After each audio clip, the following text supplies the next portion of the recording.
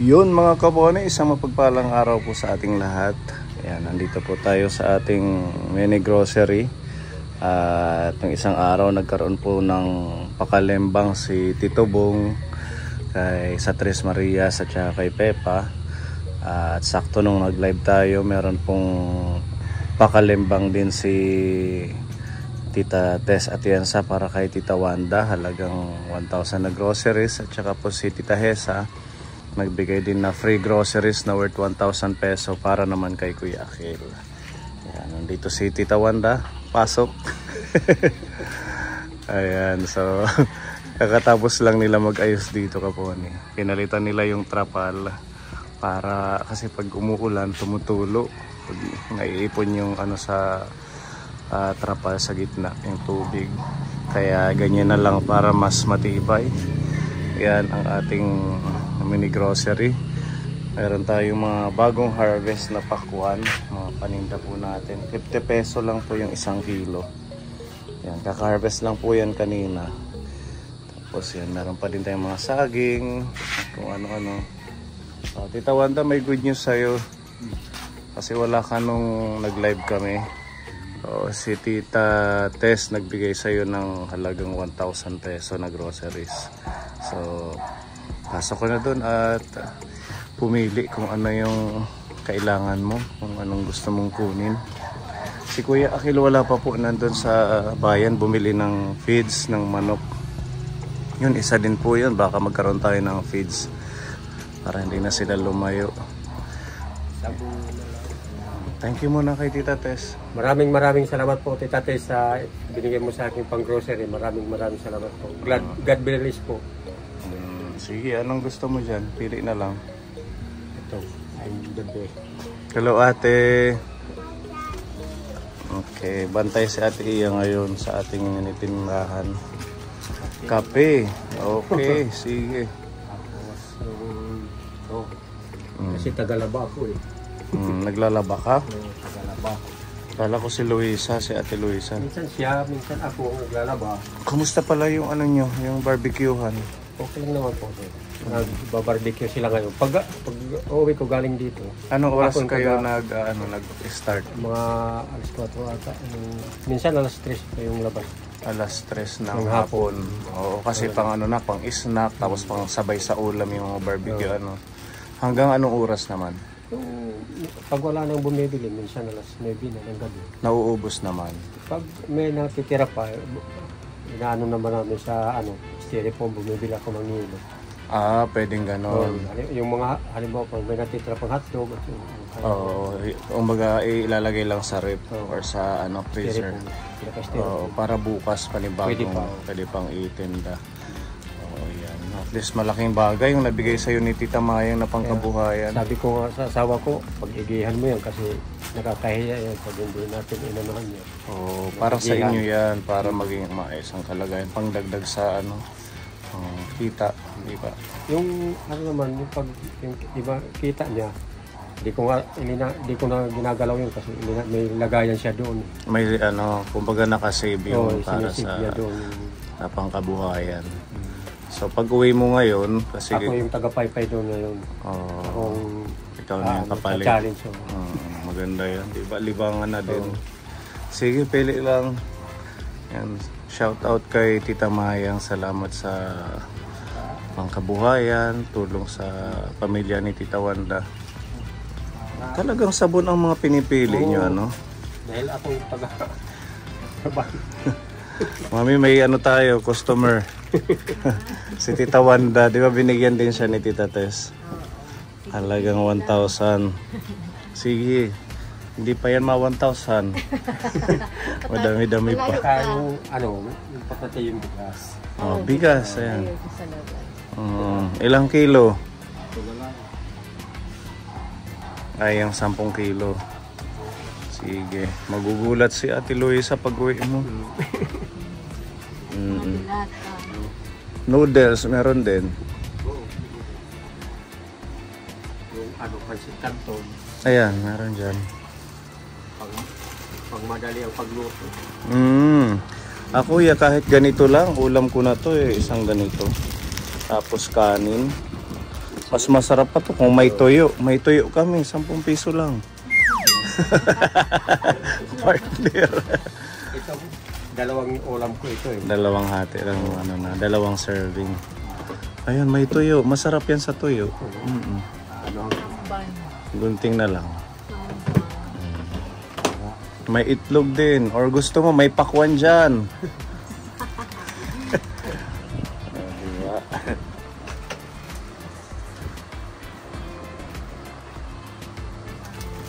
Medyo na-organize na po yung ating display. Kasi may nagbigay po yung lagayan nito. Yung mga ganyan. Dati kasi nakalagay lang sa mga gilid. At least pati yung taas, nadi-displayan na natin. Pati ito. Yan. Medyo napupuno na siya. Thank you, Lord. Diyan muna kayo kasi babalikan ko kayo. Pagbalik ko, pag sampay na lang. Pagsampay na lang, ano. Ang bilis mo, ano muna na maglaba. Saan na kaya si Kuya Akil? Bumibili daw ng pagkain na. Dapat magkaroon din tayo niyan, Mami. Ano yung mga... Oo. Ito na, si Kuya Akil. Tara na, Kuya Akil. May good news sa'yo. Napanood dito ng live, Mami. Hindi na surprise.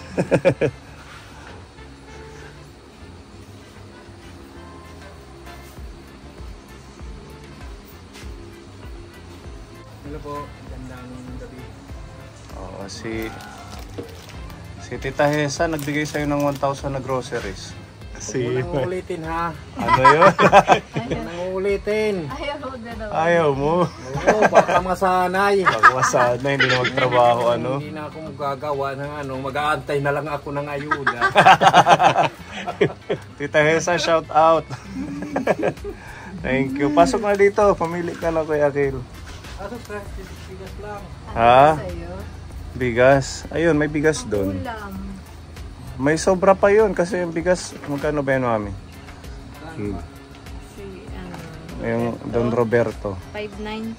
590 yung Don Roberto. Yung waray-waray. Pareho lang. Parehas lang daw. Iba yung job. Or Jaguar, may Jaguar pa dito. Ano sa'yo? Ano lang? Yan na lang. Nakakape. Saan bang masarap? Ito bago. Yan o. Kape mo. Yan yung tinimpla namin kanina. Cafe mocha. Anong masasabi mo? Okay naman. Okay, sir. Masarap ano? Para siyang Starbucks. Oo. Yan. 3, 4, 5, 6, 7, 8, 9, 10. 10 sachet. Diba? Ang galing naman. Sakto na. Magpapasana all na lang tayo. 70. Sobrang 70. Sobra ng 70. Sabay lang. Ha? Babawasan. Bawasan. Pabubukya ito pag nagsobra, Mami. Ganon. Bawasan natin ng Pagkulang. 70. 70. Argentina? Ito na lang. Oo, kasi 74. Ay, sige. Ayun kay Akil. Kay Kuya Akil toothpaste. Ito. Tampo na ano. Safeguard. Madami pa. Ang dami ka pang sabon. Ano ba? Ito na yung sabon. Ito, mga tanlaba dito. Barita or ano, powder.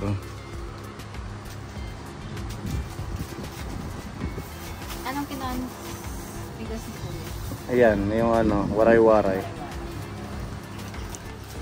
So, 5 take. Okay. Ito yung sa akin. Ayan, may sabon yung kay Kuya Akil. 910 pa lang. 910, may 90 peso pa. 90 pa? Ano na lang? Sardina. Oh, yan. Halagang 90 na sardinas. Spirit sardinas. Duduha ka sardinas. Ito yung ano, Mega? mega. Magkano to, Mami? Dalawa. Oh. Pirain. 56 pa lang kung dalawa. Oh, lagyan mo na ng isang ganito, fried sardines. Pirawan. Magkano? Sakto na. Sakto na kasama yung fried sardines. Okay na daw. Ayan, may ba. Sakto lang. Ayan. Listo. Nakapag shopping, nakapag grocery ng libre. Yan, anong message kay Mine? Huwag mo nang uulitin to. Ayaw niya. Lalo akong lalaki. Pag-diet daw. Thank you po. Anong message mo sa kanya? Wala bang ibang mensahe? Hindi, ingat siya kasi nag-uulan doon pa kasi nag-uulan. Tangay ng baha. Kailan ba ang dating niya dito? Wala pa. Hindi ko alam. Nag-uusap kayo? Hindi, bihira lang. Bihira lang. Kahapon nung nagtanong sa akin, sabi ko, ay sinabi niya na punta ka kila sir. May ka doon, may grocery. Ayun, so sabi ko, nagpunta na ako doon kanina, hindi naman ibinigay. Hindi ngayon napunta ka doon. Hindi lang kita nakikita kaya hindi nabibigay. Kaya nagpunta na, ngayon ka na magpunta. So sabi niya, pagpunta ka, pag hindi ka magpunta, hindi na ako magpunta dyan. Sige, basta walang ibang mensahe, yun na yun. Yun na yun. Kasi nagbabaha, anong message mo sa kanya doon? Kanila. Bumili siya ng payong. Payong at saka... payong kasi wala akong payong dito pag umuulan, hindi ako makalabas. At saka, syempre mag-iingat siya doon. Mag-iingat, opo. Namimiss mo na siya. Hindi. Mamawiin na dito isa yan. Mag-uwi na yung sinabi mo. Nag-chat naman siya sa akin. Pero namimiss mo na din siya. Oo naman. Hindi na.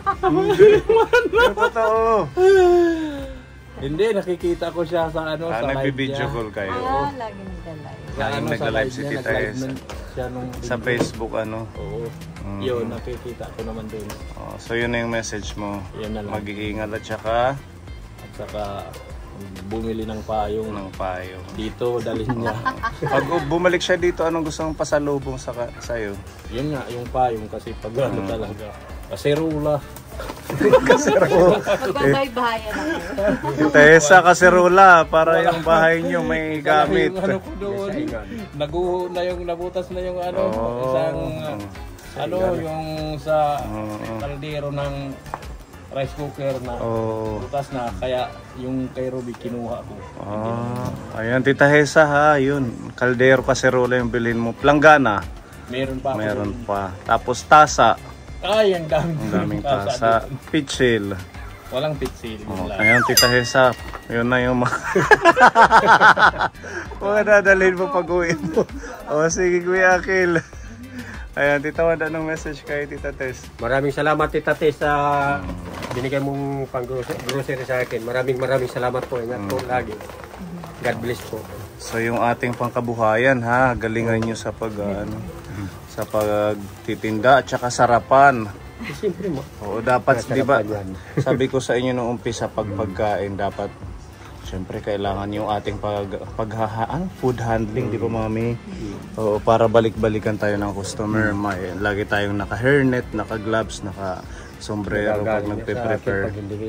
Sabi niya, linisan mo maigi. Malinis dapat para siyempre maraming bumili, lalo na kahit hindi masyadong, huwag man natin masyadong mahalan, importante yung abot kaya, tsaka kahit hindi ganun kalaki yung tubo.